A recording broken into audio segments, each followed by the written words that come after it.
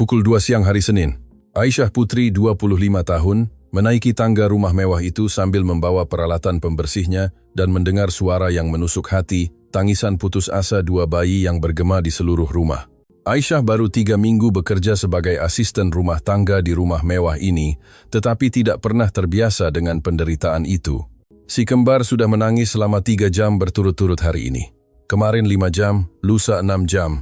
Astagfirullah, makhluk kecil ini, bisiknya sambil berhenti di tangga untuk menyeka keringat di dahinya. Reza Danendra muncul di lorong seperti orang yang kebingungan. Di usia 34 tahun, pengusaha jutawan ini tampaknya telah menua 10 tahun dalam beberapa minggu terakhir. Lingkaran hitam di bawah matanya dalam, rambutnya berantakan, dan dia berjalan seperti hantu. "Tunggu Pak," seru Bi Ijah, kepala rumah tangga, yang berlari mendekat. Sudah lebih dari 2 bulan mereka tidak bisa tidur nyenyak. Lebih dari 2 bulan, Bi Ijah, seorang wanita berusia 50 tahun yang bekerja untuk keluarga itu selama 20 tahun menggelengkan kepala dengan sedih. Dia selalu mencatat semua yang dia lihat di rumah dalam buku catatan lamanya. "Pak Reza, Anda juga harus istirahat. Anda tidak bisa terus begini. Istirahat." Reza tertawa tanpa semangat. "Bagaimana saya bisa istirahat mendengar putri saya menangis seperti itu? Ayah macam apa saya ini?" Bi Ijah. Aisyah berhenti menaiki tangga. Rasa sakit dalam suara pria itu menyentuhnya. Dia kehilangan bayinya setahun yang lalu pada usia kehamilan 4 bulan. Dia tahu betul bagaimana rasanya melihat makhluk kecil menderita. Reza meraih telepon dengan tangan gemetar. "Dokter, saya Reza Danendra lagi. Saya tahu saya sudah menelepon pagi ini, tapi putri saya sangat parah. Pasti ada sesuatu yang bisa Anda lakukan." Suara dari telepon mengatakan sesuatu yang membuat Reza semakin gugup. "Apa maksudnya Anda tidak tahu lagi harus berbuat apa? Sudah datang dokter anak, ahli saraf, spesialis bayi. Saya menghabiskan lebih banyak uang daripada yang saya miliki dan tidak ada yang berhasil." Dia menutup telepon dan memukul tinjunya ke dinding. "Reza!" Bi Ijah berlari ke arahnya. "Anda tidak boleh melukai diri sendiri juga. Ini sia-sia, Bi Ijah. Saya ayah yang tidak berguna. Saya bahkan tidak bisa membuat putri saya sendiri berhenti menangis." Aisyah memperhatikan semuanya dengan hati yang sakit. Dia belum pernah melihat pria yang begitu hancur. Rasa sakitnya nyata, mentah, dan menyakitkan jiwa. Tangisan si kembar menjadi lebih keras dari kamar. Kirana dan Kinanti, 3 bulan usianya, berjuang melawan sesuatu yang tidak ada yang bisa mengerti. "Jika mereka tidak segera membaik, saya tidak tahan lagi," bisik Reza dengan suara serak. Pukul 3 sore. Reza bergegas keluar dari rumah sambil menggendong kedua bayi di kereta dorong. "Saya ke rumah sakit lagi," teriaknya pada Bi Ijah. Mereka demam karena terlalu banyak menangis. Gerbang rumah mewah itu tertutup dan rumah akhirnya menjadi sunyi. Aisyah menghela napas lega, bukan karena pekerjaan, tetapi karena makhluk kecil itu mendapat sedikit kedamaian. "Kasihan sekali," gumamnya sambil selesai naik untuk membersihkan lantai atas. Ketika dia sampai di pintu kamar si kembar, dia berhenti di sana. Suasana masih berbau bayi bercampur obat. 2 tempat tidur bayi kecil. Dekorasi merah muda dan biru. Mainan yang tidak pernah digunakan karena anak-anak tidak pernah berhenti menangis untuk bermain. Aisyah tahu dia seharusnya tidak masuk ke sana. Reza sangat ketat tentang siapa yang boleh menyentuh kamar putrinya, tetapi sesuatu menariknya masuk. Dia mengambil pakaian kecil, merah muda dengan gambar kelinci, memeluknya ke dada dan menutup mata. Kenangan akan bayi yang hilang datang seperti tusukan. "Malaikat kecilku," bisiknya. "Kalau kamu lahir, kamu akan seumuran dengan mereka." 1,5 jam kemudian, suara gerbang membangunkannya dari lamunan. Reza sedang kembali. Aisyah bergegas keluar dari kamar, tetapi kakinya terbentur di laci dan menjatuhkan botol parfum. Ya Tuhan! Dia berjongkok untuk mengambil pecahan kaca ketika dia mendengar langkah kaki di tangga. Para dokter tidak tahu lagi harus berbuat apa. Reza berteriak kepada Bi Ijah. Mereka bilang mereka sehat, tapi tidak berhenti menangis. Dia masuk ke kamar sambil menggendong Kirana di tangannya. Bayi itu merah karena terlalu banyak menangis. Wajahnya bengkak, tinjunya terkepal. "Ayah tidak tahu lagi harus berbuat apa, Nak," bisiknya sambil mengayun bayi itu dengan kasih sayang. "Ayah sudah hilang arah." Kinanti di kereta dorong juga menangis, suara melengking yang menusuk telinga. Saat itulah sesuatu yang tidak dapat dijelaskan terjadi. Aisyah masih berjongkok, mengumpulkan pecahan kaca, menatap Kirana, dan tanpa berpikir mengulurkan tangan. Bolehkah saya menggendongnya sebentar? Reza diambang kelelahan, bahkan tidak berpikir dua kali. Dia meletakkan bayi itu ke dalam pelukan Aisyah. Keheningan segera terjadi. Kirana berhenti menangis seolah-olah seseorang telah menekan tombol. Mata bengkaknya terbuka dan terpaku pada wajah Aisyah. Pandangan ingin tahu, tenang. Apa? Reza terperangah. Kinanti di kereta dorong juga berhenti menangis. Dia menolehkan kepalanya ke arah saudara perempuannya dan ke arah Aisyah, seolah mengerti bahwa ada sesuatu yang berubah. Tenang sayang, bisik Aisyah sambil mengayun Kirana perlahan. Apa yang mengganggumu? Bayi itu menutup mata, dan untuk pertama kalinya dalam lebih dari 2 bulan, dia benar-benar tertidur. Saya tidak percaya. Reza mengambil Kinanti dari kereta dorong. Anak itu langsung tenang ketika dia mendekatkannya ke Aisyah. Bagaimana Anda melakukannya? Saya tidak tahu Pak Reza, saya hanya merasa perlu menggendongnya. Bi Ijah muncul di pintu dan hampir pingsan. Masya Allah, bagaimana Anda berhasil? Anak-anak ini tidak berhenti menangis, bahkan saat tidur. Tetapi Reza sudah melihatnya. Dia ada di sana menyaksikan hal yang mustahil terjadi di depan matanya. Aisyah, bisiknya, sudah 3 bulan saya mencari jawaban. Saya menghabiskan banyak uang untuk dokter dan Anda. Mereka hanya tidur, lengkap Aisyah dengan mata berkaca-kaca, tidur sungguhan. Ketiganya berdiri di sana dalam keheningan, melihat si kembar tidur dengan tenang untuk pertama kalinya. Kirana dalam pelukan Aisyah, Kinanti dalam pelukan ayahnya, tetapi menempel pada asisten rumah tangga itu. Saat itulah, mereka mendengar langkah kaki yang tegas di tangga, langkah kaki yang membuat darah semua orang membeku. Reza, sebuah suara wanita bergema di lorong. Saya datang untuk pemeriksaan anak-anak. Dokter Citra Baskara muncul di ambang pintu kamar seperti seseorang yang selalu mendominasi segalanya. Di usia 38 tahun, dia adalah tipe yang memancarkan rasa hormat hanya dengan memasuki ruangan. Jas putih tanpa noda, rambut disanggul sempurna, postur tegak orang yang tidak pernah kehilangan kendali. Reza, bagaimana kabar anak-anak? Dia berhenti di tengah kalimat ketika melihat pemandangan itu. Si kembar tidur, Reza tersenyum untuk pertama kalinya dalam beberapa bulan, dan seorang asisten rumah tangga menggendong Kirana seolah-olah itu adalah hal yang paling alami di dunia. Citra, Reza berbisik, mencoba untuk tidak membangunkan bayi. Anda tidak akan percaya ini. Mereka akhirnya tidur. Aisyah berhasil membuat mereka tidur. Senyum Citra membeku di wajahnya.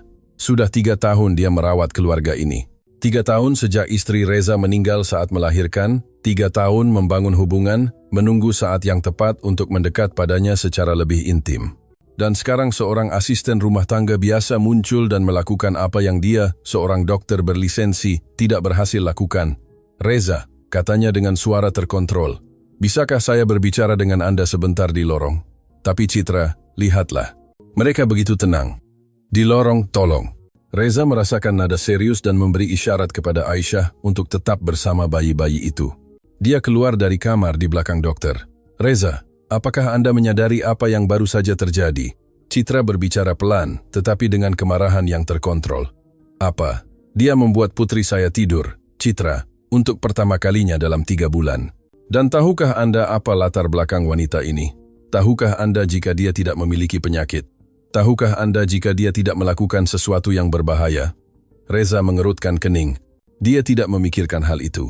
Citra, dia hanya menggendong Kirana dan Reza. Saya seorang dokter anak selama 15 tahun. Saya tahu betapa berisikonya situasi ini. Bayi usia 3 bulan sangat rapuh.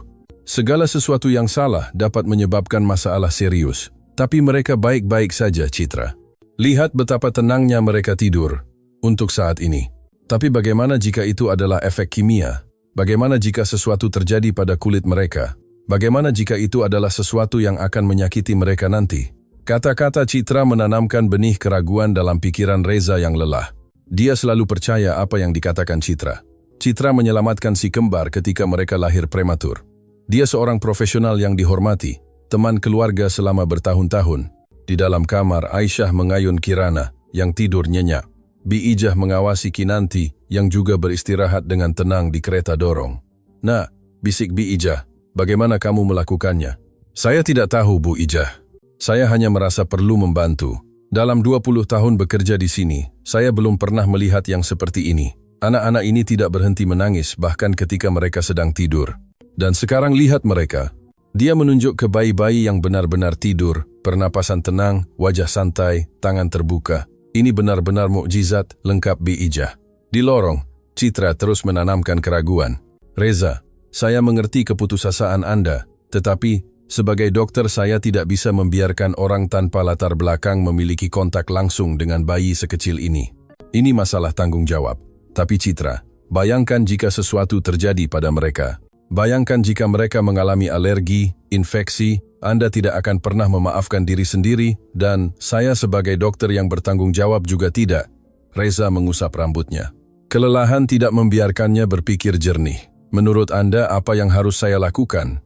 Jangan biarkan dia memiliki kontak langsung lagi dengan anak-anak demi kebaikan mereka. Sementara itu, saya akan menyesuaikan obatnya. Mungkin itu yang kurang. Di dalam kamar, Aisyah merasakan hawa dingin. Ada sesuatu yang tidak beres. Kirana bergerak sedikit dalam pelukannya, tetapi terus tidur. Bu Ijah, bisiknya, apakah dokter selalu memberi obat pada anak-anak? Setiap hari nak, katanya untuk menenangkan mereka, tetapi tidak pernah berfungsi dengan baik.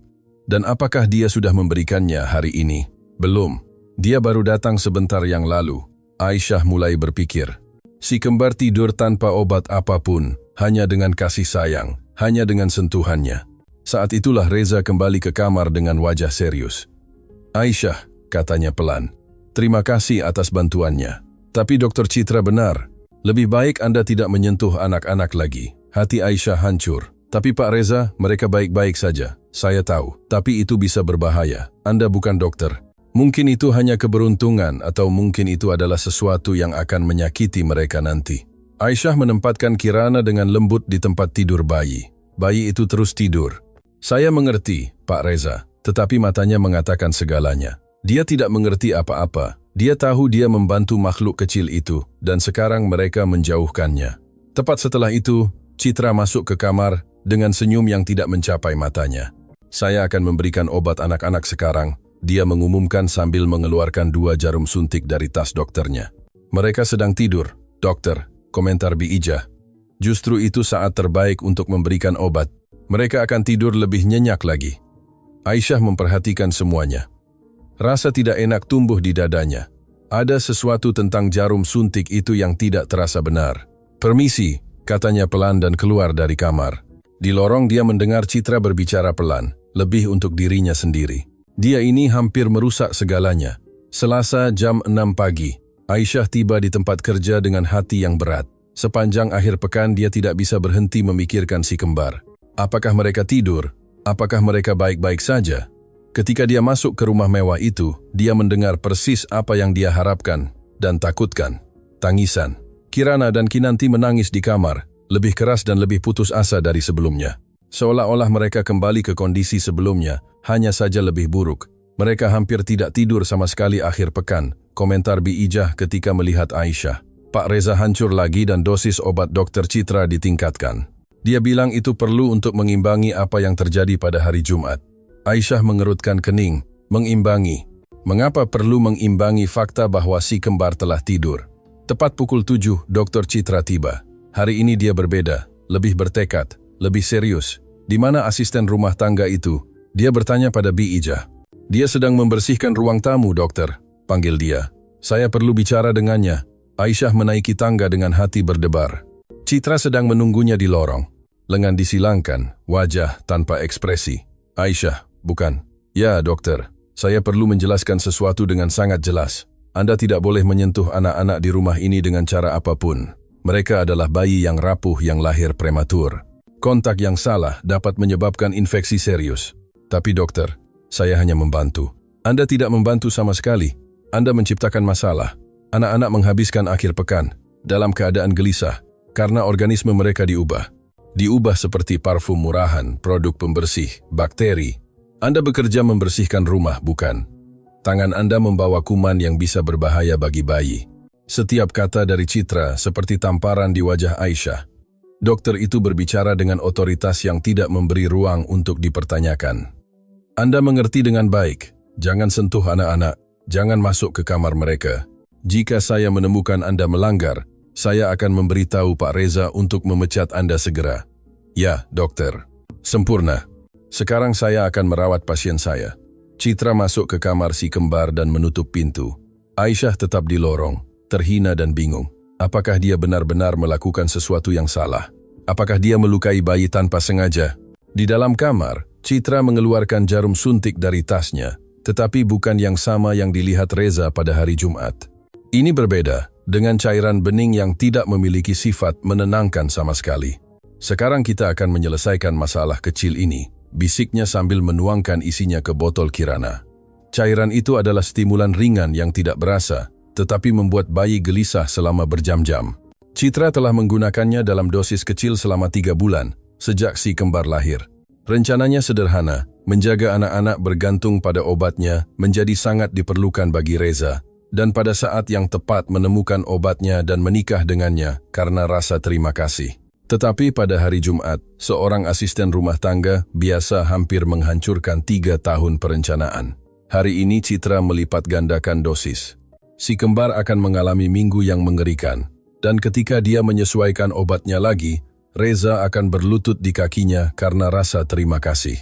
Selesai sayang-sayangku, bisiknya kepada bayi-bayi itu. Ayah akan melihat bahwa hanya Tante Citra yang bisa merawat mereka. Kirana dan Kinanti meminum botol susu yang telah diracuni tanpa menyadarinya. Dalam 1 jam, efeknya akan dimulai. Dalam 2 jam mereka akan berteriak seperti tidak pernah berteriak sebelumnya. Di lorong, Aisyah membersihkan lantai sambil mendengarkan rintihan yang sudah mulai semakin keras. Hatinya sakit, tetapi dia tidak bisa berbuat apa-apa. Dia dilarang. Pukul 10, Reza tiba dari kantor dan menemukan putrinya dalam krisis yang lebih buruk dari semua krisis lainnya. Citra, dia berteriak di telepon. Mereka mengerikan.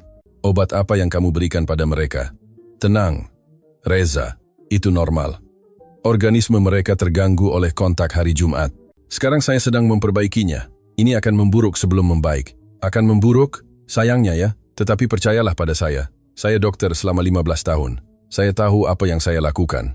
Reza menutup telepon dan menjatuhkan diri di sofa kamar. Si kembar sudah menangis selama 4 jam berturut-turut. Ini hari Selasa, dan mereka belum tidur nyenyak sejak hari Minggu. Mereka akan mati jika terus begini. Bisiknya pada dirinya sendiri dengan suara serak karena putus asa. Di lorong, Aisyah mendengar semuanya dan merasakan air mata mengalir di wajahnya. Dia tahu dia bisa membantu. Dia tahu si kembar akan tenang dalam pelukannya, tetapi dia dilarang menyentuh mereka. Saat itulah dia menyadari sesuatu yang membuatnya semakin penasaran. Di tempat sampah kamar mandi dia melihat botol kosong obat penenang anak. Obat yang sama yang dokter katakan telah dia berikan kepada anak-anak. Jika dia memberi mereka obat penenang, pikir Aisyah, mengapa botol itu kosong di tempat sampah? Dan mengapa anak-anak menjadi lebih buruk? Benih kecurigaan mulai tumbuh di hati Aisyah. Ada sesuatu yang tidak beres. Dan bagaimana jika orang yang seharusnya merawat si kembar sebenarnya menyakiti mereka? Tangisan bayi-bayi itu bergema di seluruh rumah mewah. Seperti teriakan minta tolong, teriakan yang hanya Aisyah yang tampaknya mengerti, tetapi yang dilarang untuk ditanggapi. Mereka akan mati jika terus begini, teriak Reza di telepon kepada Citra. Dan untuk pertama kalinya Aisyah bertanya-tanya, apakah itu justru niatnya? Rabu, tengah hari. Aisyah bekerja di lantai bawah rumah mewah, mendengarkan tangisan si kembar yang tidak berhenti selama 8 jam berturut-turut. Itu adalah suara yang menusuk jiwanya. Terutama karena dia tahu dia bisa membantu. Bi Ijah muncul di dapur dengan buku catatan di tangan dan ekspresi khawatir. Nak, boleh saya bicara sebentar? Tentu, Bu Ijah. Saya merasa sangat aneh dengan apa yang terjadi. Anak-anak hanya membaik ketika kamu merawat mereka pada hari Jumat dan selama akhir pekan mereka lebih buruk dari sebelumnya. Aisyah berhenti membersihkan dan menatap kepala rumah tangga itu. Anda juga merasa aneh? Sangat aneh. Dan ada hal lain. Bi Ijah melihat sekeliling untuk memastikan tidak ada yang mendengarkan. Sudah 20 tahun saya bekerja di sini. Saya belum pernah melihat bayi menangis sebanyak ini. Jadi, itu tidak normal. Tidak normal, tidak. Dan hal lain yang menarik perhatian saya, Dr. Citra selalu datang ke sini setiap hari sekarang, tetapi sebelum anak-anak lahir, dia hanya muncul ketika Pak Reza memanggilnya. Aisyah merasakan jantungnya berdebar. Dia tidak gila. Benar-benar ada sesuatu yang salah. Bu Ijah, Anda mencatat semuanya di buku catatan itu, bukan? Mencatat ya, itu kebiasaan lama saya. Saya mencatat siapa yang datang, siapa yang keluar, jam berapa. Dan bisakah Anda memberitahu saya jam berapa dokter tiba dan jam berapa anak-anak mulai menangis lebih parah? Bi Ijah membuka buku catatan dan membolak-balik halaman. Lihat di sini, Senin, dokter datang jam 7, memberi obat jam 7.30. Anak-anak mulai berteriak seperti orang gila jam 8.30. Dan kemarin, Selasa, dokter datang jam 7, memberi obat jam 7.15. Anak-anak mulai gelisah jam 8.15. Selalu 1 jam setelah obat, selalu. Tapi itu pasti normal, bukan? Terkadang obat membutuhkan waktu untuk bereaksi. Aisyah mengerutkan kening. Jika obatnya untuk menenangkan, mengapa si kembar menjadi lebih buruk setelahnya? Bu Ijah, Anda melihat obat apa yang dokter buang ke tempat sampah? Maksud Anda? Saya melihat beberapa botol obat penenang anak di tempat sampah kamar mandi. Jika dia memberikan obat penenang kepada bayi, mengapa botolnya kosong di tempat sampah? Bi Ijah menjadi termenung. Sekarang Anda menyebutkannya, itu juga agak aneh. Mengapa membuang obat yang tidak digunakan? Saat itulah mereka mendengar langkah kaki cepat di tangga. Reza turun berlari, rambut acak-acakan, kemeja kusut. Bi Ijah, di mana Citra? Saya meneleponnya, tetapi dia tidak menjawab. Dia belum datang hari ini, Pak Reza. Anak-anak sudah berteriak selama 8 jam. 8 jam, Bi Ijah. Mereka akan kejang jika terus begini. Aisyah merasakan dadanya sakit melihat keputusasaannya. Pak Reza, katanya pelan, bisakah saya menyarankan sesuatu? Apa? Bagaimana jika Anda mencoba untuk tidak memberi mereka obat hari ini? Hanya untuk melihat apakah ada perbedaan. Reza menatapnya seolah-olah dia menyarankan kegilaan. Aisyah, mereka seperti ini justru karena mereka membutuhkan obat. Citra menjelaskan bahwa organisme mereka, seperti yang dia katakan, terganggu. Tapi bagaimana jika bukan itu? Bagaimana jika obatnya yang menyakiti mereka? Aisyah, Reza meninggikan suaranya. Citra adalah dokter berlisensi. Dia tahu apa yang dia lakukan. Aisyah menundukkan kepala, tetapi kecurigaan di benaknya semakin besar. Telepon berdering, dan Reza berlari untuk menjawab. Citra, syukurlah Anda angkat. Anda harus datang ke sini segera. Anak-anak sangat parah. Tenang Reza, saya tiba dalam setengah jam. Sementara itu, Anda bisa memberi mereka dosis obat lain. Ada di kulkas. Reza pergi ke dapur dan membuka kulkas. Dia mengambil botol dengan cairan bening. Bi Ijah, datang bantu saya memberikan obat kepada bayi-bayi itu. Aisyah memperhatikan semuanya dan membuat keputusan. Dia perlu mencari tahu apa yang sebenarnya terjadi. Pukul 2 siang dia memposisikan diri di jendela ruang tamu pura-pura membersihkan kaca. Dari sana dia bisa melihat kamar si kembar di lantai atas. 15 menit kemudian, Citra tiba. Aisyah melihat bahwa dia tidak terlihat khawatir seperti seharusnya. Sebenarnya dia bahkan terlihat lega. Dari jendela, Aisyah bisa melihat Citra masuk ke kamar si kembar. Dia terus mengamati dan apa yang dia lihat membuatnya membeku. Citra tidak memeriksa bayi, tidak memeriksa suhu, tidak mendengarkan detak jantung. Tidak ada. Dia hanya mengeluarkan sesuatu dari tas dokternya dan mengaplikasikannya di botol susu. Bu Ijah, panggil Aisyah pelan, datang lihat sesuatu. Bi Ijah mendekati jendela. Apa itu? Lihat di sana. Dokter tidak memeriksa anak-anak. Dia hanya memasukkan sesuatu ke botol susu. Bi Ijah mengamati dan mengerutkan kening. Aneh sekali. Dia seharusnya memeriksa sebelum memberikan obat. Saat itu mereka melihat Citra keluar dari kamar dan berbicara dengan Reza di lorong. Mereka tidak bisa mendengar, tetapi dari ekspresinya dia menenangkannya tentang sesuatu. Bu Ijah, ketika dokter pergi, bisakah Anda menunjukkan kepada saya obat apa yang dia tinggalkan? Bisa, nak. 1 jam kemudian Citra meninggalkan rumah. Bi Ijah dan Aisyah naik ke kamar si kembar.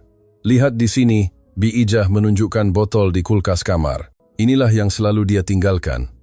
Aisyah mengambil botol itu dan membaca labelnya. Obat penenang anak alami. Dia membaca dengan suara keras. Tapi lihat ini Bu Ijah. Dia menunjukkan bagian belakang botol. Tutupnya sudah dirusak. Seseorang membukanya dan menutupnya lagi. Bagaimana kamu tahu? Saya bekerja membersihkan rumah selama bertahun-tahun. Saya belajar memperhatikan hal-hal ini. Seseorang merusak botol ini. Bi Ijah melihat lebih dekat. Kamu benar, tutupnya agak miring. Saat itulah mereka mendengar tangisan yang berbeda datang dari tempat tidur bayi. Kirana dan Kinanti mulai gelisah lagi. 1 jam setelah obat, bisik Aisyah, tepat seperti yang Anda catat. Ya Tuhan, bisik Bi Ijah. Bu Ijah, bisakah Anda melakukan sesuatu untuk saya? Apa? Besok ketika dokter datang, pura-pura Anda melupakan sesuatu di kamar dan tetap mengamati bagaimana dia memasukkan sesuatu ke dalam obat, tetapi tanpa dia sadari, Jika dia menyadarinya, maka kita akan tahu bahwa benar-benar ada sesuatu yang salah. Kamis jam 6.30 pagi. Aisyah tiba di tempat kerja dengan cemas ingin tahu bagaimana si kembar melewati malam. Bi Ijah menyambutnya di pintu dengan ekspresi lega. "Nak, syukurlah kamu datang. Bagaimana malamnya? Pak Reza tidak memberi mereka obat tadi malam. Dan tahukah kamu apa yang terjadi?" "Apa?" "Anak-anak tidur selama 6 jam berturut-turut." 6 jam. Pertama kali dalam beberapa bulan, Aisyah merasakan campuran kelegaan dan konfirmasi kecurigaannya. Dan pagi ini mereka masih tidur. Tapi Dokter Citra datang setengah jam yang lalu. "Apakah Anda berhasil mengamatinya?" "Berhasil. Dan kamu tidak akan percaya apa yang saya lihat."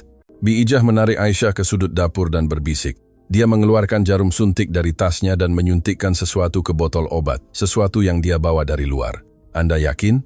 "Tentu saja. Saya melihat bagaimana dia menusuk tutup botol dengan jarum suntik dan menyuntikkan cairan bening. Astaga. Dan ada lagi. Setelah menyuntikkan, dia mencicipi setetes di lidahnya. Mencicipi untuk melihat apakah ada rasa. Saya melihatnya membuat ekspresi persetujuan, seolah dia memastikan tidak ada yang mencolok. Aisyah merasakan darahnya membeku. Seorang dokter tidak perlu mencicipi obat di lidah kecuali dia mencampurkan sesuatu yang seharusnya tidak ada di sana. "Bu Ijah, kita perlu bicara dengan Pak Reza. Dia tidak akan percaya pada kita. Maka kita butuh lebih banyak bukti." Saat itulah mereka mendengar langkah kaki menuruni tangga. Citra muncul di dapur dengan senyum yang tidak mencapai matanya. "Selamat pagi, Bu Ijah, Aisyah. Anak-anak sangat baik hari ini. Tidur seperti malaikat." "Bagus, dokter," jawab Bi Ijah, mencoba menyembunyikan. "Saya akan meninggalkan obat normal seperti biasa. Anda bisa memberikannya setiap 4 jam. Citra meninggalkan rumah. Tetapi kali ini Aisyah memperhatikan sesuatu yang belum pernah dia perhatikan sebelumnya. Dokter itu membawa 2 tas. Tas dokter resmi dan tas termal kecil. "Bu Ijah, Anda melihat tas termal itu?" "Ya, saya melihatnya." "Apakah dokter membawa tas termal ke rumah pasien?" "Setahu saya tidak. Obat normal tidak memerlukan pendinginan khusus." Reza muncul di dapur dengan penampilan yang jauh lebih baik daripada hari-hari terakhir. "Bi Ijah, saya tidak percaya anak-anak tidur sepanjang malam." "Ya, Pak Reza. Bagus kan?" Citra bilang itu karena obat baru berfungsi. Aisyah dan Bi Ijah bertukar pandang. Mereka tahu bahwa bukan obat yang berfungsi, melainkan ketidakhadirannya. "Pak Reza." Aisyah memberanikan diri. "Apakah tidak aneh bahwa mereka hanya membaik ketika tidak minum obat tadi malam? Tapi mereka minum." Citra menyesuaikan formulanya. "Tapi Anda sendiri yang bilang Anda tidak memberi mereka obat tadi malam." Reza berhenti dan berpikir. "Benar, saya tidak memberikannya. Saya benar-benar lupa. Saya sangat lelah. Dan mereka membaik. Itu kebetulan." "Pak Reza," Bi Ijah ikut campur dalam percakapan. "Bolehkah saya mengatakan sesuatu?" "Tentu. Dalam 20 tahun bekerja di sini saya belajar mengamati, dan ada beberapa hal yang menarik perhatian saya." "Hal-hal apa?" "Dokter selalu memasukkan sesuatu ke dalam obat sebelum meninggalkannya di sini, dan anak-anak selalu memburuk tepat 1 jam setelah meminumnya." Reza mengerutkan kening. "Bi Ijah, apakah Anda menyiratkan?" "Apa?" "Saya tidak menyiratkan apa-apa, Pak Reza. Saya hanya mengatakan apa yang saya lihat." Saat itu, tangisan si kembar dimulai lagi di atas. Kirana dan Kinanti bangun dan sudah mulai gelisah. "Sudah." Reza menghela napas. "Saya akan memberi mereka obat." "Pak Reza," kata Aisyah cepat, "bagaimana jika kita bereksperimen sekali lagi tanpa memberi mereka, hanya untuk memastikan?" "Aisyah, tolong. Hanya hari ini. Jika mereka menjadi sangat buruk, berikan obatnya segera." Reza terbagi. Di satu sisi, arahan medis dari Citra. Di sisi lain, bukti dari matanya sendiri. "Baiklah, tetapi jika mereka menjadi sangat buruk, saya akan memberi mereka obat." Aisyah merasakan harapan tumbuh di dadanya. Mungkin hari ini mereka akan menemukan kebenaran. Pukul 10 pagi, sesuatu yang luar biasa terjadi. Si kembar yang bangun sambil menangis berangsur-angsur tenang dengan sendirinya, tanpa obat, tanpa intervensi, hanya dengan kasih sayang ayah dan perawatan normal. "Saya tidak percaya," bisik Reza sambil menatap putrinya yang tenang. "Sekarang Anda percaya ada sesuatu yang salah dengan obat itu?" tanya Aisyah. Reza hendak menjawab ketika telepon berdering. "Reza, ini Citra. Bagaimana kabar anak-anak?" "Mereka baik-baik saja." "Bagus sekali. Anda memberi mereka obat pada waktu yang tepat." Reza menatap Aisyah dan Bi Ijah yang menggelengkan kepala. "Ya, saya memberikannya." Sempurna. Saya akan datang sore untuk melihat bagaimana mereka bereaksi terhadap pengobatan baru. Ketika Reza menutup telepon, Aisyah menyadari bahwa dia berbohong kepada Citra. Mengapa Anda berbohong padanya? Karena saya ingin memastikan sesuatu sebelum menuduh seorang dokter tentang apa yang kalian pikirkan. Dan bagaimana kita akan yakin? Reza terdiam sejenak. Kita akan menguji obatnya. Kamis jam 2 siang. Reza, Aisyah, dan Bi Ijah berada di dapur melihat botol obat yang ditinggalkan Citra. Bagaimana kita akan menguji ini? Tanya Reza. Adik saya seorang teknisi farmasi, kata Bi Ijah. Dia bisa menganalisisnya tanpa ada yang tahu, tetapi itu akan memakan waktu. Ada cara lain, sela Aisyah. Kita bisa melihat bagaimana anak-anak bereaksi dengan dan tanpa obat sepanjang hari. Bagaimana? Sederhana. Kita bagi hari menjadi 2 periode. Di pagi hari mereka tanpa obat. Di sore hari ketika dokter datang, kita beri mereka obat, dan kita lihat perbedaannya. Reza mempertimbangkan proposal itu. Dan jika mereka menjadi buruk, maka kita hentikan segera, dan kita panggil dokter lain. Baiklah, kita coba. Sepanjang pagi si kembar tetap tenang. Buang air besar dan kecil dengan normal, minum susu tanpa masalah. Tidur ketika mereka harus tidur. Perilaku bayi yang sehat. Pukul 2.30, Citra tiba untuk kunjungan sore. Bagaimana kabar pasien kecil saya? Baik, jawab Reza sambil mengamatinya dengan cermat. Bagus sekali, obatnya berfungsi dengan sempurna. Kemudian, Citra naik ke kamar si kembar. Reza, Aisyah, dan Bi Ijah tetap di lantai bawah menunggu. Setengah jam kemudian, Citra turun. Selesai, saya sudah memberikan dosis sore. Mereka akan sangat tenang sekarang. Begitu Citra meninggalkan rumah, ketiganya berlari ke kamar. Si kembar berada di tempat tidur bayi, tampaknya normal. Tetapi Reza melihat sesuatu. Lihat mata mereka. Kirana dan Kinanti memiliki mata yang lebih terbuka dari normal, agak berkaca-kaca, seolah-olah mereka melihat hal-hal yang tidak ada. Apakah itu normal? Tanya Reza. Tidak, jawab Aisyah. Bayi normal tidak memiliki tatapan seperti itu. 15 menit kemudian, seperti jam, tangisan dimulai. Tetapi itu bukan tangisan bayi normal. Itu adalah tangisan putus asa dari orang yang merasa sakit. Sekarang saya yakin, kata Reza dengan suara gemetar karena marah. Dia meracuni putri saya. Apa yang akan kita lakukan? Tanya Bi Ijah. Kita akan membuktikannya. Reza meraih telepon dan menelepon seorang dokter swasta yang dia kenal. Dr. Emil, saya Reza Danendra. Saya perlu Anda datang ke rumah saya segera untuk memeriksa putri saya. Tidak, ini bukan keadaan darurat, tetapi ini penting. Bisakah Anda datang hari ini? Sementara Reza berbicara di telepon, Aisyah mendengar suara aneh di taman. Dia melihat keluar jendela dan melihat Citra berdiri. Di belakang pohon mengamati rumah. Bu Ijah, bisiknya, lihat di luar. Bi Ijah melihat dan menjadi pucat. Dia memata-matai kita. Kenapa? Karena dia tahu kita menemukan sesuatu. Saat itu, Reza menutup telepon. Dr. Emil datang jam 4. Kita akan tahu persis apa yang ada di darah anak-anak. Tetapi mereka tidak tahu bahwa Citra mendengar semuanya dari jendela yang terbuka dan sudah merencanakan langkah selanjutnya. Pukul 3.45, 15 menit sebelum Dr. Emil tiba, telepon berdering. Reza, ini dari kantor polisi wilayah. Kami menerima laporan serius tentang rumah Anda. Laporan seperti apa? Seseorang melaporkan bahwa seorang karyawan Anda memberikan obat-obatan terkontrol kepada putri Anda tanpa resep dokter. Reza membeku. Itu bohong, Pak. Kami perlu datang untuk memverifikasi. Ini protokol. Kami sudah di jalan. Reza menutup telepon dan menatap Aisyah dan Bi Ijah dengan putus asa. Seseorang melaporkan kita. Siapa? Tanya Aisyah, tetapi jauh di lubuk hati dia sudah tahu jawabannya.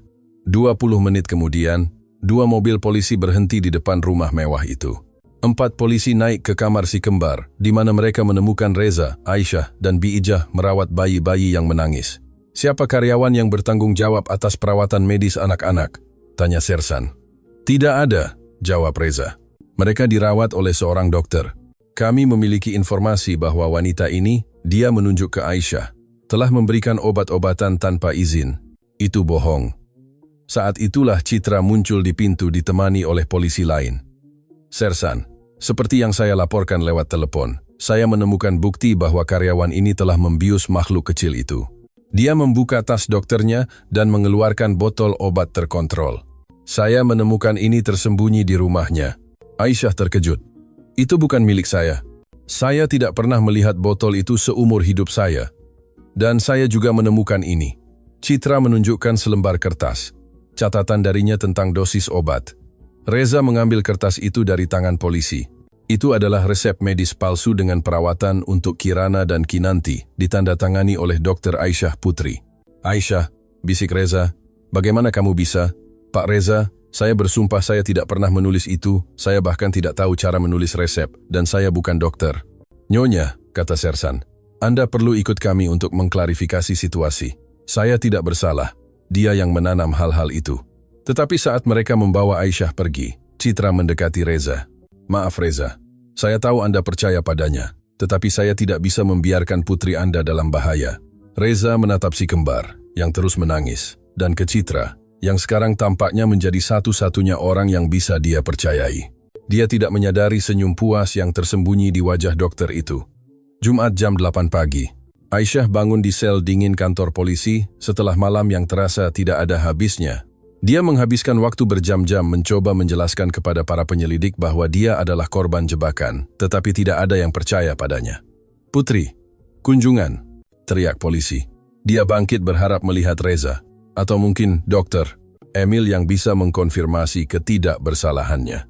Tetapi itu adalah ibunya, Bu Fatmawati, dengan wajah merah karena malu dan marah. Ibu, bisik Aisyah, jangan katakan itu. Ibu, teriak Bu Fatmawati. Bagaimana kamu bisa melakukan hal seperti itu? Meracuni makhluk kecil. Ibu, saya tidak melakukan apa-apa. Dokter itu menjebak saya. Berhenti berbohong. Itu keluar di koran, itu ditayangkan di televisi. Semua orang di lingkungan kita tahu kamu memalsukan resep medis. Aisyah merasa dunianya runtuh. Jika ibunya sendiri tidak percaya padanya, siapa yang akan percaya? Ibu, tolong, dengarkan saya sebentar. Saya tidak mau mendengar apa-apa. Kamu mempermalukan keluarga kita. Saudara-saudaramu bahkan tidak bisa keluar rumah. Tapi saya bersumpah, bagi saya kamu sudah mati. Saya tidak ingin melihat wajahmu lagi. Bu Fatmawati keluar sambil membanting pintu.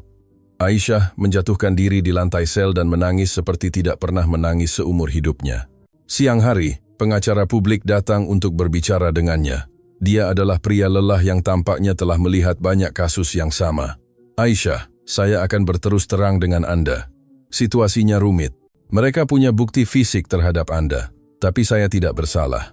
Dengar, resep medis palsu adalah kejahatan serius. Hukumannya bisa 2-8 tahun penjara. Seseorang menanam hal-hal itu. Dokter itu merencanakan semuanya. Anda punya cara untuk membuktikannya? Aisyah terdiam.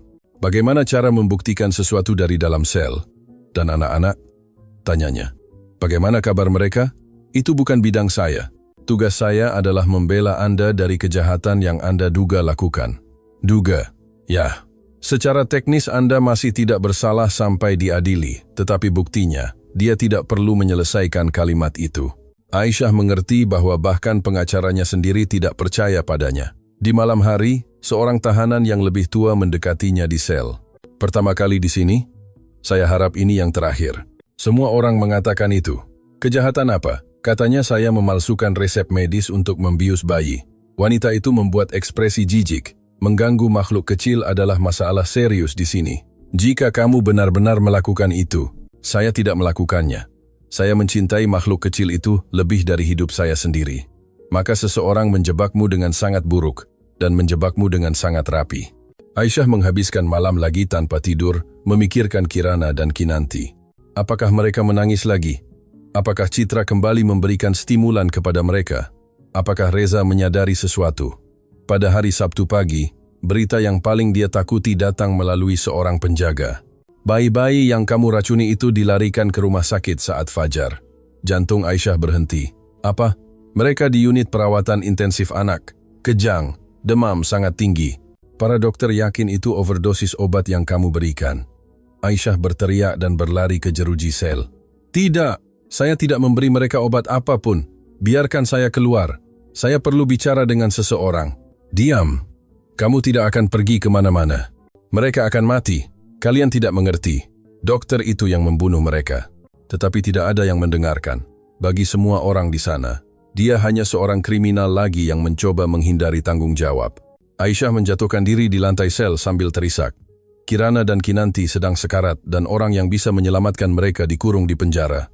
Di sisi lain di lorong rumah sakit, Reza berjalan mondar-mandir seperti orang gila. Putrinya terhubung ke mesin, berjuang untuk hidup mereka. Bagaimana ini bisa terjadi, Citra? Dia bertanya untuk ke-10 kalinya. Reza, saya sudah memperingatkan Anda, asisten rumah tangga itu telah membius mereka selama berminggu-minggu. Organisme mereka menimbun zat itu, dan sekarang mengalami reaksi. Tapi mereka membaik. Itu adalah efek obat bius. Sekarang kita berhenti memberikannya. Tubuh mereka mengalami penarikan. Reza menerima penjelasan itu karena dia tidak punya pilihan lain. Citra adalah dokter. Dia tahu apa yang dia bicarakan. Apa yang tidak dia ketahui adalah bahwa pada saat yang sama, Citra sedang memberikan dosis stimulan yang lebih besar kepada si kembar. Rencananya sederhana. Membuat bayi-bayi itu menjadi sangat buruk sehingga dia akan menikahinya karena keputusasaan dan rasa terima kasih ketika dia akhirnya menyembuhkan mereka. Di penjara, Aisyah menerima berita menghancurkan lainnya. Putri, kasusmu menjadi nasional. Kamu adalah wanita yang paling dibenci di Indonesia sekarang. Dan itu benar, kisah asisten rumah tangga yang meracuni bayi kembar pengusaha itu ditayangkan di semua saluran TV.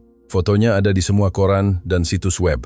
Protes terbentuk di depan kantor polisi menuntut keadilan. Pembunuh bayi! Teriak seseorang dari jalan. Penjara seumur hidup untuknya. Aisyah meringkuk di sudut sel. Hidupnya menjadi neraka publik, sementara pelaku sebenarnya diperlakukan sebagai pahlawan karena mencoba menyelamatkan makhluk kecil itu. Tetapi yang terburuk dari semua adalah mengetahui bahwa sementara dia membusuk di sel, Kirana dan Kinanti sedang sekarat di tangan orang yang benar-benar meracuni mereka. Tuhan, bisiknya dalam kegelapan sel. Jika engkau benar-benar ada, lindungi makhluk kecil itu. Mereka tidak pantas mendapatkannya. Dan melalui keajaiban entah dari mana, di sisi lain kota, seseorang mulai mengajukan pertanyaan yang tidak diharapkan Citra. Minggu jam 6 pagi. Di rumah sakit Sentosa, Reza tidak terpisah dari putrinya selama 36 jam.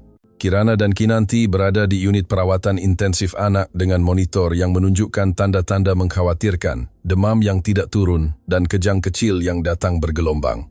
Bagaimana kabar mereka, dokter? Tanya Reza kepada dokter. Hermawan, dokter anak yang bertanggung jawab. Stabil, tetapi masih mengkhawatirkan. Kita akan mendapatkan hasil tes toksikologi besok pagi, dan sampai saat itu kita akan menjaga mereka tetap terhidrasi dan dipantau. Organisme mereka perlu menghilangkan zat itu secara alami. Reza mengusap wajahnya. 3 hari tanpa tidur nyenyak, tanpa makan, tanpa bisa memikirkan hal lain. Citra datang dengan secangkir kopi. Reza, Anda perlu istirahat sebentar. Saya tidak bisa. Lihat mereka, Citra. Saya tahu itu sulit, tetapi mereka akan baik-baik saja. Percayalah pada saya. Bagaimana Anda begitu yakin? Karena saya tahu jenis keracunan ini. Saya pernah melihat kasus serupa. Apa yang tidak Reza ketahui adalah bahwa Citra berbohong. Dia tidak pernah melihat kasus serupa karena dia sendiri yang menciptakan situasi ini. Bi Ija datang mengunjungi si kembar. Sebagai karyawan keluarga selama 20 tahun, dia mendapat izin. Bagaimana malamnya, Pak Reza? Buruk, Bi Ija. Sangat buruk. Dan apakah Aisyah tidak datang mengunjunginya? Reza merasa tidak nyaman setelah apa yang dia lakukan. Pak Reza, kata Bi Ija pelan. Bolehkah saya mengatakan sesuatu? Sebagai seseorang yang mengenal keluarga ini begitu lama, katakan, saya melihat Aisyah dengan anak-anak itu. Saya melihat cara dia merawat mereka, kasih sayang yang dia miliki untuk mereka. Wanita itu tidak akan pernah menyakiti makhluk kecil. Tapi buktinya, bukti bisa dibuat-buat, Pak Reza. Tapi hati tidak. Dan hatinya dengan anak-anak itu murni. Reza menjadi termenung. Jauh di lubuk hati dia juga memiliki keraguan. Bi Ija, apakah Anda pikir saya harus pergi berbicara dengannya? Saya pikir Anda setidaknya harus mendengarkan versinya. Citra, yang sedang melihat ponselnya, mendengar percakapan itu, dan menjadi waspada. Reza, dia menyela. Tidakkah Anda pikir lebih baik berkonsentrasi pada anak-anak sekarang? Wanita itu hanya akan membuat Anda lebih cemas. Mungkin Anda benar, tapi... Bi Ija tidak menyerah. Pak Reza, izinkan saya bertanya? Tentu. Sejak Aisyah ditangkap, apakah anak-anak membaik atau memburuk? Pertanyaan itu jatuh seperti bom. Reza tidak pernah memikirkannya dengan cara itu. Mereka memburuk. Kalau begitu, bukankah itu aneh? Jika dia benar-benar meracuni mereka, bukankah mereka seharusnya membaik tanpanya? Citra merasakan jantungnya berdebar kencang. Pertanyaan Bi Ijah berbahaya. Bi Ijah, Citra menjawab dengan otoritas medis, keracunan tidak berfungsi seperti itu. Tubuh membutuhkan waktu untuk menghilangkan zat. Normal bagi mereka untuk memburuk sebelum membaik. Saya mengerti. Tetapi Bi Ijah tidak mengerti apa-apa. Sebaliknya dia menjadi semakin curiga. Pak Reza, bisiknya ketika Citra menjauh. Tidakkah Anda pikir Anda setidaknya harus berbicara dengan Aisyah hanya untuk memastikan? Reza menatap putrinya yang terhubung ke mesin. Baiklah, tetapi hanya untuk mengklarifikasi cerita ini sekali untuk selamanya. Apa yang tidak mereka ketahui adalah bahwa keputusan itu akan mulai membongkar 3 tahun kebohongan. Senin jam 10 pagi. Reza duduk di ruang kunjungan kantor polisi, gugup dan marah, tetapi juga penasaran. Ketika Aisyah muncul, dia terkesan dengan perubahan pada dirinya. Dalam beberapa hari dia tampaknya telah menua bertahun-tahun. Kurus, pucat, dengan lingkaran hitam di bawah mata yang berbicara sendiri. Pak Reza, katanya pelan. Aisyah, bagaimana kabar anak-anak? Mengapa Anda peduli setelah apa yang mereka katakan Anda lakukan? Karena saya mencintai mereka lebih dari apapun di dunia ini. Reza mempelajari wajahnya. Dia tidak melihat kejahatan. Dia tidak melihat kebohongan. Dia melihat rasa sakit yang nyata. Aisyah, jelaskan sesuatu kepada saya. Jika Anda benar-benar mencintai putri saya, mengapa Anda melakukan itu? Karena saya tidak melakukannya, Pak Reza. Saya bersumpah demi jiwa ibu saya bahwa saya tidak akan pernah menyakiti makhluk kecil itu. Tapi mereka menemukan bukti. Itu ditanam oleh Dr. Citra. Aisyah, itu tuduhan yang sangat serius. Saya tahu, tetapi itu kebenarannya. Aisyah menceritakan semuanya. Pola yang dia dan Bi Ijah temukan, botol yang dirusak, cara si kembar selalu memburuk setelah obat. Pak Reza, putri Anda hanya menjadi gelisah setelah dia memberi mereka obat. Anda sendiri melihat itu pada hari Kamis. Reza ingat, itu benar. Ketika dia tidak memberikan obat, anak-anak membaik. Tapi mengapa Citra melakukan hal seperti itu? Saya tidak tahu. Saya hanya tahu dia melakukannya. Anda punya cara untuk membuktikannya dari dalam sel. Bagaimana? Reza keluar dari kantor polisi dengan kepala mendidih. Kata-kata Aisyah masuk akal, tetapi begitu serius sehingga sebagian dirinya tidak ingin percaya. Kembali di rumah sakit, dia menemukan Dr. Hermawan keluar dari kamar si kembar. Dokter, bagaimana kabar mereka? Anehnya mereka sedikit lebih baik hari ini. Demamnya turun 1 derajat. Benarkah? Ya. Jika terus begini, mungkin kita bisa melepaskan beberapa monitor besok. Reza menjadi termenung. Anak-anak membaik di rumah sakit, jauh dari obat apapun dari Citra. Dokter, boleh saya mengajukan pertanyaan teknis? Tentu. Jika seseorang memberikan zat untuk menjaga bayi tetap gelisah, apakah mereka akan membaik ketika mereka berhenti menerima zat itu? Dokter, Hermawan mengerutkan kening. Itu tergantung pada zatnya. Tetapi ya, jika itu adalah stimulan, misalnya, mereka akan tenang secara bertahap ketika mereka berhenti menerimanya. Dan berapa lama waktu yang dibutuhkan? Sekitar 2-3 hari. Mengapa? Hanya penasaran. Tetapi itu bukan penasaran. Reza mulai mengumpulkan potongan-potongan. Saat itu, Citra muncul di lorong. Reza, bagaimana kabar pasien kecil saya hari ini? Lebih baik. Dokter bilang demamnya turun. Bagus sekali, jawabnya. Tetapi ekspresinya tidak sesuai dengan kelegaan. Citra, boleh saya tanya Anda sesuatu? Tentu. Jenis obat apa yang Anda berikan kepada anak-anak di rumah? Obat penenang alami. Kenapa? Dokter bilang mereka mungkin membaik karena mereka berhenti menerima zat tertentu. Bukankah seharusnya sebaliknya? Citra menjadi gugup. Setiap kasus berbeda, Reza. Anda tidak bisa menggeneralisasi. Tapi Anda baru saja mengatakan, Anda tahu jenis keracunan ini. Saya tahu. Tetapi setiap organisme bereaksi berbeda. Reza menyadari bahwa jawabannya tidak sejalan. Citra, apakah Anda membawa obat untuk diberikan hari ini? Saya bawa. Tetapi saya akan berbicara dengan Dr. Hermawan. Obat apa? Suplemen vitamin untuk membantu pemulihan. Reza tidak menjawab, tetapi memutuskan untuk mengamati lebih dekat. Selasa jam 8 pagi. Dr. Hermawan menelepon Reza dengan mendesak. Pak Danendra, saya perlu bicara dengan Anda. Ada apa? Hasil tes toksikologi putri Anda sudah keluar. Reza merasakan perutnya sakit, dan mereka memiliki amfetamin dalam darah mereka. Amfetamin adalah stimulan yang sangat kuat. Pada bayi dapat menyebabkan persis gejala yang putri Anda tunjukkan. Dokter, dari mana itu bisa berasal? Hanya dokter yang memiliki akses ke amfetamin murni, dan dari tingkat yang kami temukan, Aplikasinya telah dilakukan secara teratur selama sekitar 2 bulan. Reza merasakan kakinya gemetar. 2 bulan adalah ketika Citra mulai merawat mereka. Siapa Citra? Dokter pribadi keluarga. Dr. Hermawan menjadi serius. Pak Danendra, saya perlu memberitahu Anda bahwa kami akan mengomunikasikan ini kepada pihak berwenang. Ini adalah peracunan anak di bawah umur. Saat itu, Citra muncul di lorong. Reza, bagaimana kabar pasien kecil saya hari ini? Citra, kata Reza dengan suara terkontrol.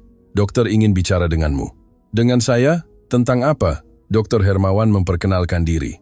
Dokter, saya Dr. Hermawan, bertanggung jawab atas perawatan intensif. Saya perlu mengklarifikasi beberapa poin tentang pengobatan yang Anda berikan kepada makhluk kecil itu. Tentu. Poin apa? Kami menemukan amfetamin dalam darah mereka. Citra memucat tetapi mencoba menyembunyikan. Amfetamin? Tidak mungkin. Saya hanya memberi mereka obat penenang alami. Anda punya resep obat penenang itu? Saya punya. Tentu. Dia mencari di tasnya, tetapi membutuhkan waktu lebih lama dari normal. Aneh sekali. Saya pikir tertinggal di kantor saya. Dokter, lanjut Dr. Hermawan. Jumlah amfetamin menunjukkan aplikasi teratur selama 2 bulan. Bisakah Anda menjelaskan itu? Pasti asisten rumah tangga itu. Dia yang membius makhluk kecil itu. Tetapi asisten rumah tangga itu sudah dipenjara selama 5 hari dan tingkat amfetamin dalam darah menunjukkan aplikasi baru-baru ini. Citra kehabisan jawaban. Dokter, saya akan membutuhkan Anda untuk menemani penyelidikan kami. Penyelidikan? Peracunan anak di bawah umur adalah kejahatan serius. Polisi akan ingin berbicara dengan Anda. Saat itulah Citra menyadari dunianya runtuh, tetapi dia masih tidak mengaku. Dia masih mencoba membela diri. Ini salah paham. Saya dokter yang dihormati selama 15 tahun. Justru karena itu lebih serius, jawab Dr. Hermawan. Reza, yang mendengarkan semuanya dalam keheningan, akhirnya berbicara. Citra, tatap mataku, dan katakan yang sebenarnya. Anda memberi amfetamin kepada putri saya? Reza, saya tidak akan pernah. Tatap mataku. Citra mencoba menahan tatapannya, tetapi tidak bisa. Saya bisa jelaskan. Kalau begitu jelaskan. Tetapi alih-alih mengaku dia mencoba melarikan diri. Saya perlu mengambil dokumen di kantor saya. Saya akan segera kembali. Anda tidak akan pergi kemana-mana, kata Dr. Hermawan. Keamanan rumah sakit sudah dihubungi. Saat itulah, Citra mengerti bahwa dia tidak punya jalan keluar lagi. Selasa jam 2 siang, di ruang keamanan rumah sakit. Citra duduk di antara Reza, Dr. Hermawan, dan 2 penyelidik polisi. Dia masih mencoba menyangkal semuanya. Saya tidak pernah memberi amfetamin kepada makhluk kecil itu, dia bersikeras. Dokter, kata salah satu penyelidik, kami memiliki hasil toksikologi. Kami memiliki pernyataan ayah, dan kami memiliki kehadiran Anda yang konstan di rumah selama periode keracunan. Kebetulan, apakah Anda punya penjelasan untuk amfetamin dalam darah bayi? Itu asisten rumah tangga. Asisten rumah tangga tidak memiliki akses ke amfetamin medis. Anda punya. Citra terdiam. Reza tidak tahan lagi. Citra, demi Tuhan, hentikan kebohongan ini. Putri saya hampir mati. Saya tidak ingin mereka mati. Kalimat itu keluar sebelum dia menyadarinya. Itu adalah celah pertama dalam versinya. Jadi, Anda mengakui bahwa Anda memberi mereka sesuatu? Tanya penyelidik. Citra menyadari kesalahannya dan mencoba menarik kembali. Saya tidak bermaksud mengatakan bahwa tidak ada yang ingin mereka mati. Bukan itu yang Anda katakan. Ya, itu. Reza bangkit dengan gugup. Citra, Anda dokter. Anda tahu bahwa berbohong dalam penyelidikan kriminal lebih buruk bagi Anda. Saya tidak berbohong. Kalau begitu, jelaskan mengapa putri saya hanya membaik ketika mereka berhenti minum obat Anda. Mereka tidak membaik. Mereka membaik. Pada hari Kamis ketika saya tidak memberi mereka obat Anda, mereka tidur sepanjang malam. Itu kebetulan. Dan di sini di rumah sakit, tanpa obat Anda mereka membaik setiap hari. Citra terpojok, tetapi masih menolak. Reza, Anda sangat stres. Anda tidak berpikir jernih. Saat itulah, Dr. Hermawan menyela. Dokter, kami memiliki kamera keamanan rumah sakit. Anda terlihat memberikan sesuatu kepada makhluk kecil itu tadi malam selama pergantian jaga. Darah Citra membeku. Kamera apa? Perawatan intensif memiliki pemantauan 24 jam. Kami ingin tahu apa yang Anda berikan pada jam 3 pagi. Citra mencoba kebohongan lain. Itu cairan infus. Mereka dehidrasi. Cairan infus tidak perlu disembunyikan dari perawat. Mengapa Anda tidak mengkomunikasikannya? Citra tidak punya jawaban. Penyelidik membungkuk ke depan. Dokter, kami akan mempermudah Anda. Kami tahu Anda memberikan amfetamin. Kami punya bukti. Satu-satunya yang ingin kami ketahui sekarang adalah mengapa. Citra melihat sekeliling ruangan. Reza dengan kebencian di matanya. Dr. Hermawan menggelengkan kepala. Penyelidik menunggu. Dia mengerti bahwa semuanya sudah berakhir. Dia mulai dengan suara gemetar. Bicara, Citra, bisik Reza. Setidaknya itu yang Anda berutang kepada saya. Saya melakukannya karena air mata mulai mengalir. Karena saya mencintai Anda, Reza. Keheningan di ruangan itu total. Anda meracuni putri saya karena cinta. Bisik Reza tidak percaya. Itu bukan untuk menyakiti mereka. Itu hanya agar mereka membutuhkan saya, agar Anda melihat bahwa saya penting. Penting? Anda hampir membunuh mereka. Dosisnya kecil, terhitung. Saya dokter, saya tahu apa yang saya lakukan. Dan ketika Aisyah berhasil menenangkan mereka, saat itulah saya harus meningkatkan sedikit. Dia akan merusak segalanya. Meningkatkan? Anda meningkatkan dosis obat bius pada putri saya karena cemburu? Citra terisak sekarang. Saya sangat mencintai Anda. Sudah bertahun-tahun saya menunggu kesempatan. Reza bangkit gemetar karena marah. Itu bukan cinta, Citra. Itu kegilaan. Ya, itu cinta. Semua yang saya lakukan adalah karena cinta. Cinta tidak menyakiti makhluk kecil yang tidak bersalah. Saya tidak ingin menyakiti mereka. Saya hanya ingin Anda mencintai saya. Penyelidik memberi isyarat kepada rekan-rekannya.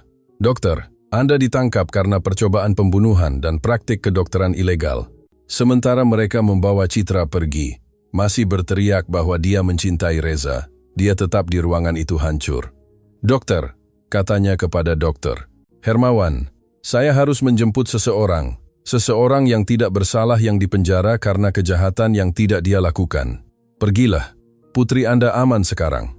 Dan untuk pertama kalinya dalam beberapa bulan, Reza tahu itu benar. Rabu jam 10 pagi. Reza berada di kantor polisi selama 3 jam menangani dokumen dan birokrasi, meskipun Citra mengaku, melepaskan seseorang dari penjara tidaklah sederhana. Pak Danendra, jelas delegasi, Nyonya Aisyah akan dibebaskan hari ini, tetapi proses hukum terhadapnya hanya akan diarsipkan secara resmi dalam beberapa minggu dan dia bisa tinggal di rumah sementara itu. Bisa. Ya, dan tentang ganti rugi atas kerusakan moral. Saya akan mengurusnya nanti. Sekarang saya hanya ingin membawanya keluar dari sini. Pukul 11.30, Aisyah akhirnya keluar dari sel. 5 hari yang terasa seperti 5 tahun. Dia membawa tas plastik dengan sedikit barang yang dia miliki. Ketika dia ditangkap, ketika dia melihat Reza di lorong, dia berhenti dan menghadapinya. Dia tidak tersenyum. Dia tidak menunjukkan kelegaan, hanya kelelahan dan dendam yang mendalam. Aisyah, Pak Reza, Anda bebas. Citra mengaku semuanya. Saya tahu, delegasi memberitahu saya. Dia yang meracuni anak-anak. Anda benar sejak awal.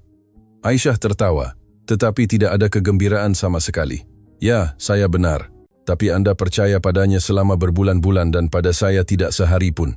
Kalimat itu memotong Reza seperti pisau. Aisyah, saya tahu saya salah. Anda salah. Dia menggelengkan kepala. Pak Reza, Anda menghancurkan hidup saya. Ibu saya sendiri mengatakan saya mati baginya. Itu ditayangkan di TV, bahwa saya peracun bayi. Saya akan memperbaiki semua itu. Bagaimana? Bagaimana Anda akan memperbaiki 5 hari di neraka? Bagaimana Anda akan membuat ibu saya mencintai saya lagi? Reza tidak punya jawaban. Pak Reza, terima kasih telah membawa saya keluar dari penjara. Tetapi sekarang saya hanya ingin pulang dan mencoba mengumpulkan kembali pecahan hidup saya. Dan anak-anak, mereka merindukanmu. Aisyah berhenti di pintu kantor polisi. Bagaimana kabar mereka? Membaik setiap hari. Tanpa racun Citra mereka menjadi sehat, bagus. Aisyah, kembalilah untuk merawat mereka, tolong. Saya tidak bisa. Kenapa? Karena saya tidak lagi percaya pada Anda. Dan dia pergi meninggalkan Reza sendirian di trotoar. Mengerti bahwa akan jauh lebih sulit untuk mendapatkan kembali kepercayaannya daripada yang dia bayangkan. Bulan pertama. Setelah seminggu bersikeras, Aisyah akhirnya setuju untuk kembali, tetapi dengan syarat ketat. Saya kembali, katanya kepada Reza di pintu rumahnya, tetapi bukan sebagai asisten rumah tangga. Saya merawat anak-anak di siang hari dan kembali ke rumah saya di malam hari, setiap hari. Baiklah, saya ingin 2 kali lipat dari apa yang saya hasilkan sebelumnya. bisa 3 kali lipat. Dan Anda berhenti mencoba berbicara dengan saya tentang masalah pribadi. Kita adalah majikan dan karyawan. Hanya itu. Dalam beberapa hari pertama hubungan di antara mereka dingin. Aisyah tiba tepat waktu jam 7. Dia merawat si kembar dengan semua cinta di dunia, tetapi memperlakukan Reza seolah-olah dia tidak terlihat. Selamat pagi. Selamat pagi. Apakah anak-anak tidur nyenyak? Ya, mereka minum susu jam 5. Terima kasih. Dan itu saja, tidak ada lagi. Si kembar di sisi lain berkembang pesat dengan kembalinya Aisyah. Seolah-olah hidup telah kembali normal bagi mereka. Mereka tidur lebih nyenyak, makan lebih baik, lebih sering tersenyum. Tetapi Aisyah tidak baik-baik saja. Reza menyadari bahwa dia mengalami mimpi buruk. Terkadang dia berteriak dalam tidurnya di sofa ruang tamu selama periode istirahat anak-anak. Di lain waktu dia lumpuh ketika mendengar sirene polisi. Aisyah, Anda baik-baik saja? Saya baik-baik saja. Sepertinya Anda tidak tidur. Malam saya bukan masalah Anda. Suatu sore, seorang reporter muncul di pintu rumah mewah itu. Bolehkah saya bicara dengan Aisyah Putri? Aisyah menjadi pucat pasi. Saya tidak akan bicara dengan pers, bisiknya kepada Reza. Serahkan pada saya. Reza keluar dan berbicara dengan wartawan itu. Ketika dia kembali, dia menemukan Aisyah gemetar di kamar mandi. Mereka sudah pergi. Dan bagaimana jika mereka menemukan di mana saya tinggal? Bagaimana jika mereka muncul di rumah ibu saya lagi? Reza melihat bahwa dia mengalami serangan kecemasan. Bernapas perlahan. Tidak ada yang akan mengganggu Anda. Bagaimana Anda bisa menjamin itu? Karena saya akan menyewa keamanan untuk Anda.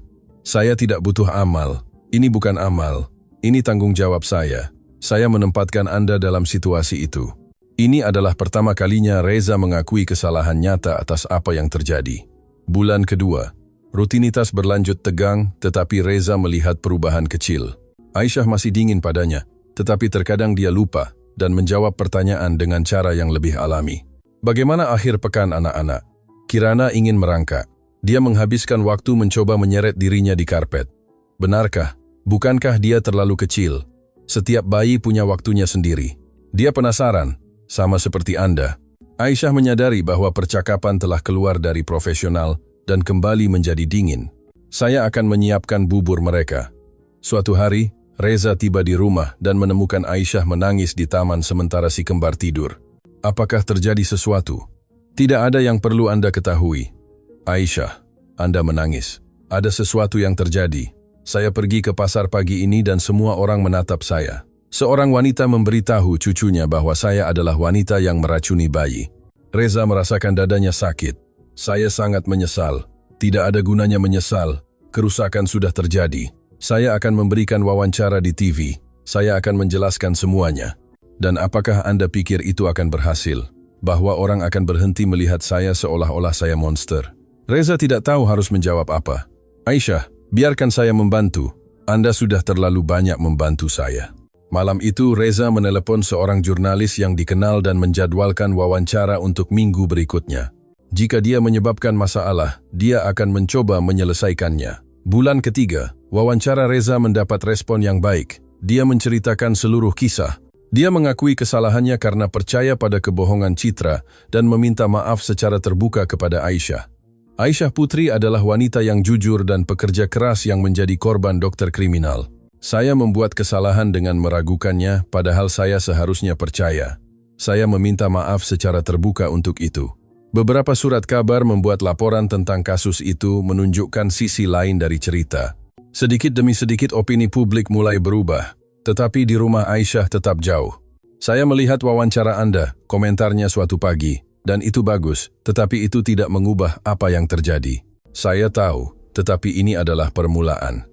Pada bulan yang sama, sesuatu yang penting terjadi. Bu Fatmawati muncul di rumah mewah itu. Saya ingin bicara dengan putri saya. Reza memanggil Aisyah, yang menjadi tegang melihat ibunya. Ibu, saya datang untuk meminta maaf. Aisyah tidak menjawab. Saya melihat wawancaranya di televisi. Saya mengerti bahwa kamu mengatakan yang sebenarnya sejak awal. Anda tidak percaya pada saya ketika saya paling membutuhkan Anda. Saya tahu dan saya sangat menyesal. Menyesal tidak akan mengembalikan hari-hari yang saya habiskan sendirian di penjara. Aisyah, tolong, kamu putriku, aku mencintaimu. Anda bilang saya sudah mati bagi Anda. Bu Fatmawati mulai menangis. Saya mengatakan hal-hal bodoh. Saya marah, malu, tetapi kamu akan selalu menjadi putriku. Aisyah juga menangis, tetapi masih belum bisa memaafkan. Saya butuh waktu, Ibu. Berapa lama? Saya tidak tahu. Saya hanya tahu tidak mudah untuk percaya pada siapapun sekarang. Bulan keempat. Aisyah akhirnya setuju untuk makan siang di rumah ibunya pada hari Minggu. Itu adalah langkah pertama untuk rekonsiliasi keluarga. Bagaimana kabar anak-anak? Tanya Bu Fatmawati. Cantik. Kirana sudah merangkak dan Kinanti sedang mencoba. Dan majikanmu memperlakukanmu dengan baik? Dia memperlakukan saya dengan baik. Saya tidak punya keluhan. Aisyah, boleh saya mengatakan sesuatu? Boleh. Saya melihat di mata Anda bahwa Anda menyukainya. Ibu, tidak ada yang salah dengan itu. Dia pria yang baik dan lajang. Dia majikan saya. Saya karyawan. Memang kenapa? Kamu wanita yang jujur, pekerja keras, penyayang. Pria manapun akan beruntung memilikimu. Aisyah terdiam. Sudah berbulan-bulan dia tidak memikirkan dirinya sendiri sebagai seorang wanita, hanya sebagai pengasuh si kembar. Di rumah mewah itu, Reza juga berubah. Dia mulai lebih mengamati Aisyah, tidak hanya sebagai pengasuh putrinya, tetapi sebagai pribadi. Dia melihat betapa penyayang, berdedikasi, dan pintarnya dia. Suatu sore dia menemukannya mengajari Kirana bertepuk tangan. Ayo sayang, tepuk tangan. Kirana tertawa dan mencoba meniru, tetapi tangan kecilnya tidak bertemu dengan baik. Dia belajar cepat, komentar Reza. Mereka sangat pintar, jawab Aisyah. Keduanya sama seperti ibu mereka. Aisyah berhenti bermain dengan Kirana. Mereka bukan putri saya, tapi Anda merawat mereka seolah-olah mereka adalah putri Anda. Itu pekerjaan saya. Hanya pekerjaan? Aisyah menatap matanya untuk pertama kalinya dalam beberapa bulan. Apa maksud Anda?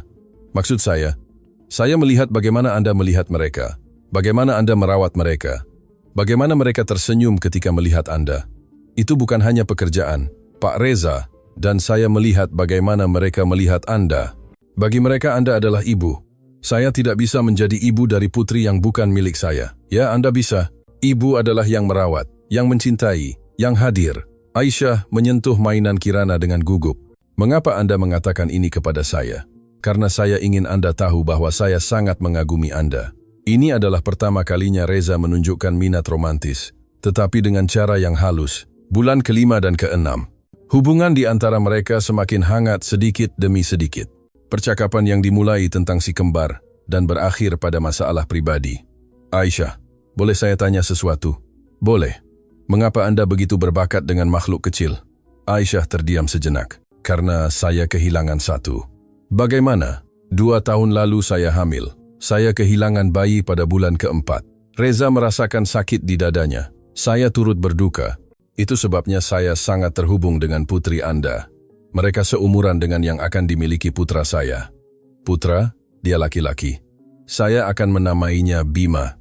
Untuk pertama kalinya sejak dia kembali. Aisyah menatap langsung ke matanya. Itu sebabnya sangat menyakitkan ketika Anda berpikir saya akan menyakiti mereka. Setelah kehilangan putra saya sendiri, saya tidak akan pernah menyakiti anak orang lain. Reza terdiam, memahami untuk pertama kalinya dimensi nyata rasa sakit yang dia sebabkan. Pada bulan Juni, di ulang tahun ke-6 bulan si kembar, Reza mengadakan pesta kecil. Dia mengundang Bu Fatmawati, Bi Ijah, dan beberapa teman dekat. Terima kasih telah mengundang saya, kata Aisyah, ketika dia memberinya undangan. Tentu saja, Anda bagian dari keluarga mereka. Selama pesta, Reza mengamati Aisyah bermain dengan Kirana dan Kinanti. Dia tersenyum sungguhan untuk pertama kalinya dalam beberapa bulan dan menyadari bahwa dia jatuh cinta. Di akhir pesta, ketika Aisyah pergi, dia menemaninya sampai ke gerbang. Terima kasih untuk pestanya. Anak-anak menyukainya. Aisyah, Anda terlihat cantik hari ini. Dia menjadi malu. Terima kasih. Sudah lama saya tidak melihat Anda tersenyum seperti itu. Itu karena anak-anak membuat saya bahagia. Hanya mereka? Aisyah menatapnya mengerti pertanyaan yang tidak diajukan. Selamat malam Reza. Ini adalah pertama kalinya dalam 6 bulan dia memanggilnya dengan namanya tanpa Pak. Bulan ke-7. Segalanya berubah secara definitif di antara mereka. Aisyah masih kembali ke rumahnya setiap hari, tetapi percakapan menjadi lebih panjang, lebih intim. Reza, boleh saya tanya sesuatu? Tentu. Apakah Anda mencintai istri Anda? Mengapa Anda ingin tahu? Penasaran. Reza berpikir sebelum menjawab. Saya belajar mencintainya, tetapi itu bukan cinta pada pandangan pertama. Bagaimana? Pernikahan itu diatur oleh keluarga, tetapi seiring waktu saya menciptakan kasih sayang, rasa hormat, dan ketika dia meninggal saya pikir saya tidak akan pernah merasakan apa-apa lagi untuk siapapun. Dan sekarang saya tahu saya salah. Jantung Aisyah berdebar kencang. Aisyah, boleh saya menyelesaikan? Dia mengangguk. Saya menemukan bahwa mungkin untuk mencintai sungguhan, mencintai seseorang karena orangnya, karena cara dia merawat orang lain, karena kekuatan yang dia miliki. Saya tidak tahu kemana Anda ingin pergi. Saya ingin pergi ke fakta bahwa saya jatuh cinta pada Anda. Aisyah terdiam untuk waktu yang lama. Anda tidak bisa mengatakan itu. Kenapa? Karena saya takut. Takut apa? Takut percaya, dan kemudian menemukan Anda berbohong. Saya tidak akan pernah berbohong tentang ini. Anda sudah berbohong tentang hal lain. Saya tidak pernah berbohong, saya hanya salah dan saya belajar pelajaran. Pelajaran apa? Bahwa mempercayai seseorang adalah bertaruh pada orang itu, bahkan ketika semuanya tampak menentangnya. Aisyah merasakan matanya dipenuhi air mata. Reza, saya juga jatuh cinta pada Anda, tetapi saya sangat takut. Takut apa? Takut bahagia, dan kemudian kehilangan segalanya lagi. Anda tidak akan kalah. Bagaimana Anda tahu? Karena kali ini saya akan berjuang untuk Anda, untuk kita, bulan ke-8. Pada bulan Agustus, ketika si kembar berusia 8 bulan, Reza akhirnya menyatakan cintanya yang sebenarnya. Mereka berada di taman melihat Kirana, dan Kinanti mencoba berdiri bersandar di meja tengah. Mereka hampir berjalan, komentar Aisyah, dan berbicara juga. Kirana mengatakan, Ibu, kemarin, itu ditujukan kepada Anda, bukan kepada saya. Aisyah tersenyum. Pasti kebetulan. Tidak. Dia mengakui Anda sebagai ibunya. Saat itu, Kinanti menggumamkan Mama, menatap langsung ke Aisyah. Keduanya bisik Reza. Aisyah tidak bisa menahan air matanya. Reza, bagaimana jika salah? Bagaimana jika tidak berhasil? Bagaimana jika berhasil? Dia menatap matanya. Anda mencintai saya sungguhan? Saya mencintai Anda lebih dari apapun. Meskipun saya miskin, uang tidak membuat siapapun lebih baik atau lebih buruk. Anda memiliki sesuatu yang tidak bisa dibeli dengan uang. Apa? Hati yang baik. Dan itulah yang penting. Dan keluarga Anda, teman-teman Anda, apa yang akan mereka katakan? Mereka akan mengatakan saya adalah pria paling beruntung di dunia. Aisyah akhirnya tersenyum. Baiklah. Baiklah. Apa yang baik? Saya setuju untuk mencoba. Saya setuju untuk melihat apakah itu bisa berhasil di antara kita. Reza menariknya ke pelukan yang hati-hati. Saya mencintai Anda, Aisyah. Saya juga mencintai Anda. 1 tahun kemudian, di taman rumah mewah yang sama tempat semuanya dimulai, Reza dan Aisyah menikah dalam upacara kecil yang mengharukan. Kirana dan Kinanti, sekarang berusia 1 tahun 4 bulan, berlarian di taman dalam langkah pertama mereka yang tidak stabil. Bu Fatmawati berada di barisan depan, bangga pada putrinya. Bi Ijah dipromosikan menjadi kepala rumah tangga utama dan menerima kenaikan gaji. Keluarga Reza menerima Aisyah setelah mengenalnya lebih baik. Selama upacara, si kembar membuat semua orang tertawa ketika mereka berteriak Mama di tengah sumpah. Saya pikir mereka setuju, komentar pendeta sambil tersenyum. Setelah pesta, ketika para tamu pergi, keluarga baru berkumpul di kamar anak-anak. Mereka tumbuh begitu besar, bisik Aisyah, melihat si kembar tidur dengan tenang. Dan mereka akan tumbuh tahu bahwa mereka dicintai sejak kecil oleh seorang wanita yang memilih untuk menjadi ibu mereka. Memilih? Ya, karena ibu bukan hanya yang melahirkan, tetapi yang memilih untuk mencintai. Aisyah tersenyum dan bersandar di samping suaminya. Terima kasih. Untuk apa? Karena memberi saya kesempatan untuk menjadi seorang ibu dan bahagia. Terima kasih untukmu karena telah mengajari saya apa itu cinta sejati. Dan jauh dari sana, di penjara wanita, Dr. Citra melihat berita yang menunjukkan pernikahan itu. Dia kehilangan semua yang dia inginkan. Reza, profesinya, kebebasan, tetapi keadilan telah ditegakkan. Di rumah mewah itu, Kirana dan Kinanti tidur mengetahui bahwa mereka dicintai. Dan Aisyah akhirnya mengerti bahwa terkadang keluarga yang kita pilih lebih kuat daripada keluarga sedarah. Cinta menang, dan kali ini untuk selamanya. Apakah Anda menyukai kisah ini? Apakah Citra mendapatkan hukuman yang setimpal atau kurang? Beritahu saya di kolom komentar. Sampai jumpa di kisah berikutnya. M.